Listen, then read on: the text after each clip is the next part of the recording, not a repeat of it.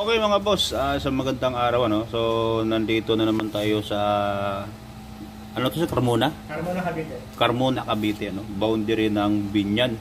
Oh, Binyan tapos Cavite. So bungad lang mga boss. Si sir nang message sa atin dahil dito sa EPS motor niya, electronic power steering ng Hyundai Accent 2016 model. 2016 model mga boss. Ito, papakita ko sa inyo ang sira nitong Hyundai Accent ni sir. Hindi ko pa ito nabuksan, hindi ko pa nagawa mga boss. Pakita ko lang sa inyo kung ano naging problema at ano nagiging kapag EPS motor ang bumigay. Ito.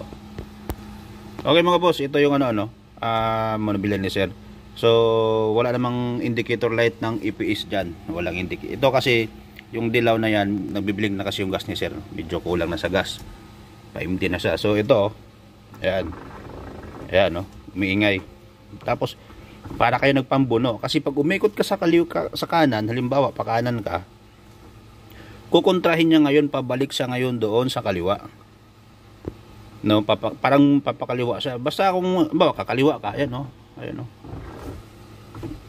Ayan, no? Antigas, antigas. Mas maganda pa kung wala siyang EPS kung magkaganon kasi hindi lumalaban. Ito lumalaban eh. Dalawa yung kalaban mo sa tigas ng gulong at saka yung motor lumalaban. So ito mga boss, babaklasin ko muna tapos repair natin. Hindi natin ito papalitan ng surplus. Ito lang din motor na sir ang re-repair natin. Titignan natin yung loob ko ano nagiging problema. Balitaan ko kayo kapag nabuksan na natin yung motor. Okay. Okay mga boss. Naklas na natin yung EPS motor ni sir. So ito na yun. Ayan na. Ito yung re-repair natin. Doon siya nanggagaling sa taas. Ayan yung bracket ng EPS motor, no? Diyan siya nanggagaling.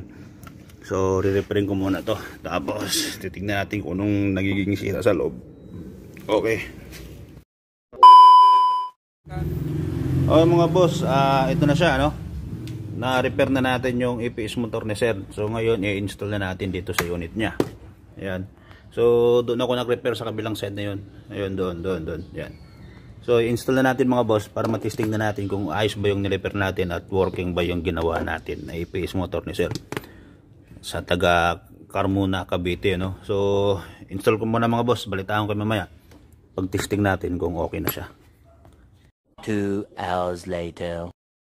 Okay mga boss, ayan no, si sir tinitesting niya yung manubela sa EPS motor. In-scan na rin natin dito sa scanner kasi Yung gulong sir. ayan sir, yung gulong umiikot yan. Ayan no. Ayan. So ayan mga boss, tinitesting ni sir, inaano niya. Ayan. The best. EPS motor ng Hyundai Accent, home service tayo ano. Dito na natin ni-repair lahat. Dito na natin ginawa. So, Carmona, Cavite. So, ayan si sir. Oh. So, nakakatuwa po dahil repair, hindi palit. Ganyan kabait si sir. Sige sir, salamat sir. Salamat sir. I-recommenda ko po ito. Sa aming paaralan po ay 7 kami naka-accent. Ayun sir, salamat. Asahan nyo po na marirecommenda ko kayo. Salamat sir. Salamat. 2 buwan yata hindi tabak mo to.